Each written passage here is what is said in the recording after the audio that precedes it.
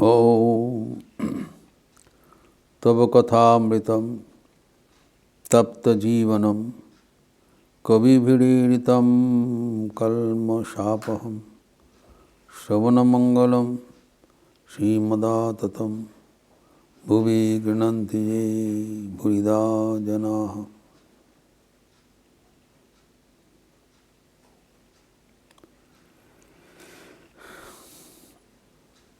ब्रह्म विद्या प्राप्त करने के लिए,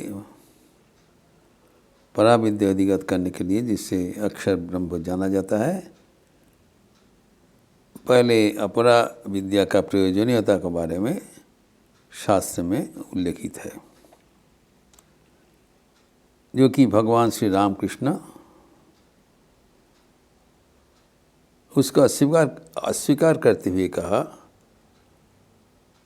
परा विद्या सीधा कोई अनुसरण कर सकते हैं, क्योंकि वर्तमान जो शिक्षा व्यवस्था है, जो अपरा विद्या का जो शिक्षा प्रणाली है, वो परा विद्या जानने के लिए नहीं, अपरा विद्या अधिग्रहण कर रहे हैं। किस पर्पस से? वो उसको पैसा कमाने के लिए, अर्थकरी विद्या हो गया, अर्थ उपार्जन के लिए विद्या चर्चा। इसलिए श्री रामकृष्ण पहले से ही आउटराइट उसको डिनाई कर दिया। Is revolted against the prevalent system of education, ये कहते हुए ये तो चालकोला बाधा विद्या,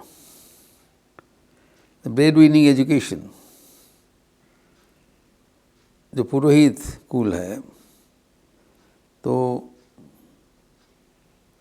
जजमान का घर में पूजा वगैरह करना पड़ता है,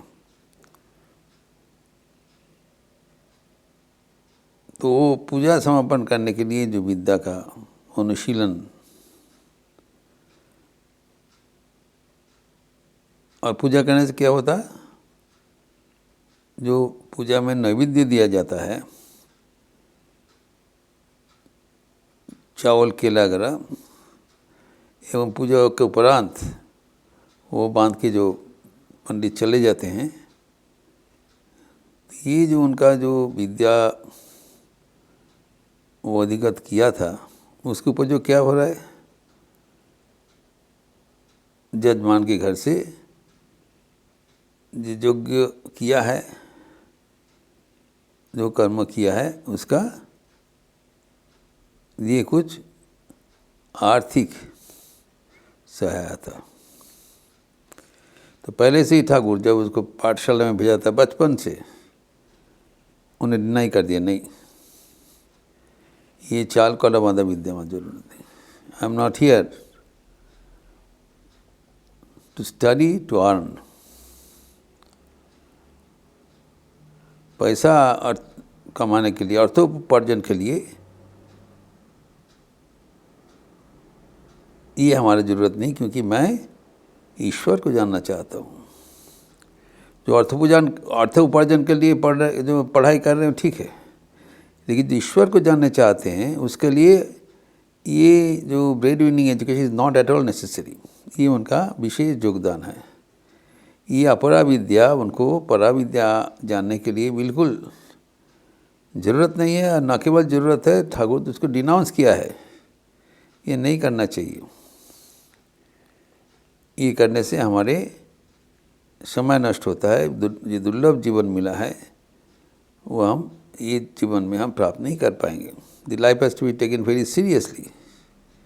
सो ठाकुर ये कहते हैं, ये जो चाल कोला बांधा विद्या, ब्रेड विनिंग एजुकेशन हमें नहीं चाहिए। और तो नहीं चाहिए तो क्या करना है?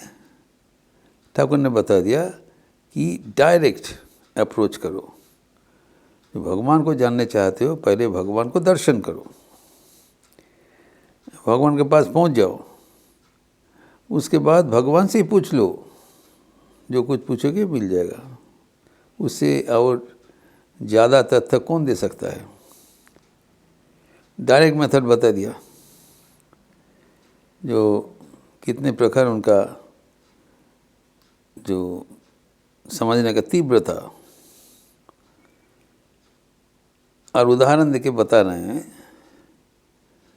उनके जो विशेष भक्त थे जद्दूलाल मल्लिक, दक्षिणेश्वर में रहा करते थे और बहुत ही वित्तवान थे। तो वो कहते हैं अगर कोई जोदू मल्लिक का कितना संपत्ति है, कितने मकान है, कितने बगीचा है, कितने जलाशय है, कितने कंपनी का कागज़ है, बैंक ट्रेजरी नोट्स,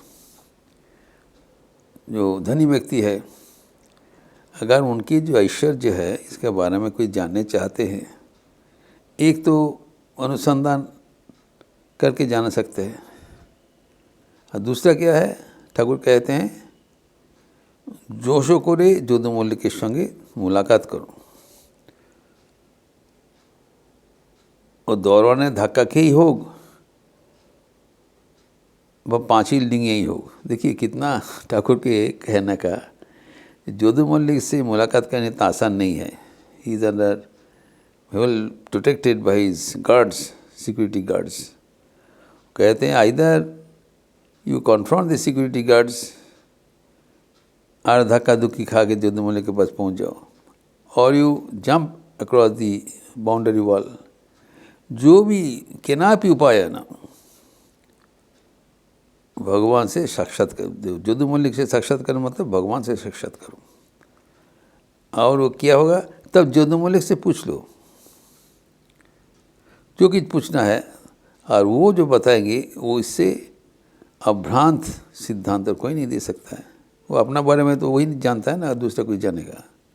तो दूसरा कोई सोर्स से हम अगर जानेंगे, दैट इज़ इनडायरेक्ट सोर्स, उसमें गलती होने का संभावना है। लेकिन जब जोदू मल्लिक ही अपना संपत्ति के बारे में बताएंगे, वो तो अभ्रांत होगा।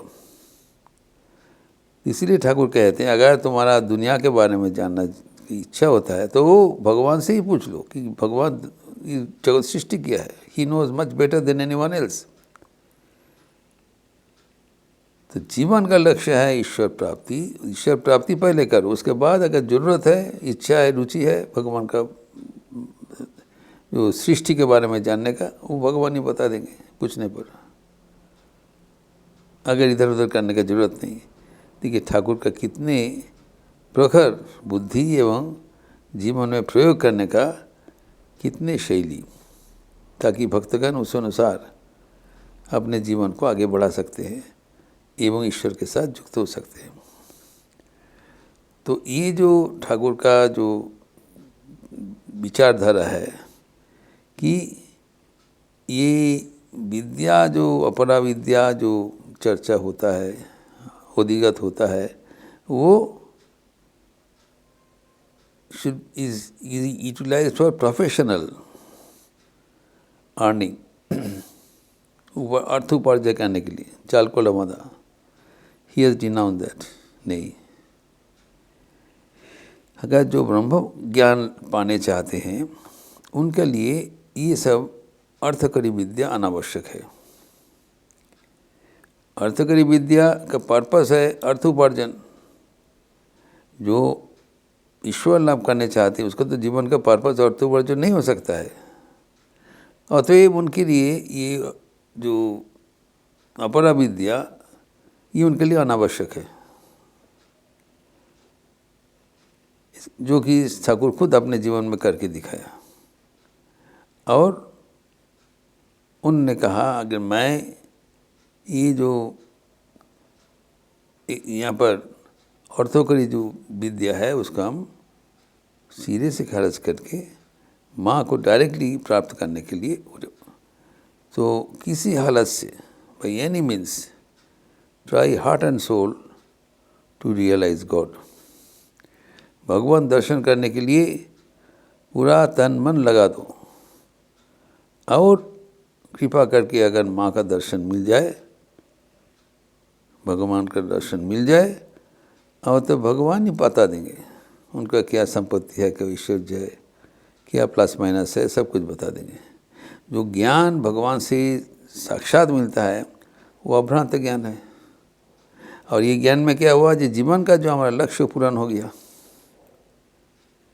जीवन का लक्ष्य था ईश्वर प्राप्ति, तो ईश्वर प्राप्ति पहले करो, उसके बाद वो देखा जाएगा। जिससे ठाकुर कहते हैं, अगर काली घाट में तुम गए हो, पहले काली दर्शन करो, उसके बाद में जो भिखारी को दान ध्यान करना, वो दूसरा जो पुण्य कर्म करना, ये सब सेकेंडरी डिटेल्स। तुम काली घाट में गए हो, पर्पस क्या था, काली दर्शन, पहले काली दर्शन किया जाए, उसके बाद में अगर दूसरा कुछ करना की इच्छा है, रुचि है, करिए, बट लेकिन फर्स्ट हिट द गोल। ये सर्वस्व प्राथमिक कर्तव्य है कि ईश्वर को प्राप्त करना। और इससे भी जो जब ईश्वर को प्राप्त हो जाएगा तब हम प्रयोजन होगा, ईश्वर से पूछ देंगे, ये आपका सृष्टि का बारे में बताइए, तो खुद बताएंगे। एवं जैसे कि अपने जीवन में भी बताया कि उनके जीवन में ऐसे ही हुआ था, वो अपने जीवन में ये करके दिखाया। जब उनका मन माँ भवतारिणी को दर्शन करने के लिए आकुल हो गए, तब वो सर्वकर्म छोड़कर माँ काली को पुकारा, आकुल होकर। एवं उनकी आंतरिकता से उनका जीवन कहा, माँ से दर्शन दिया। फिर माँ का वो पूछ लिया क्या है नहीं है, तो माँ ने सब बता दिया। तो ये जो श्री रामकृष्ण का जो विचार कि हमारे जीवन को परिपूर्ण करने के लिए हमें अपरा विद्या का पीछे नहीं, चक्कर में नहीं पड़ते हुए परा विद्या का डायरेक्टली उसका समाधान होना चाहिए। वो डायरेक्ट हम सीधा साधा ईश्वर की प्राप्ति हेतु क्या क्या करना है, वो जैसे ठाकुर ने बताया, उसके बारे में हम फर्दर विस्तार करेंगे। ओम शांति शांति शांति।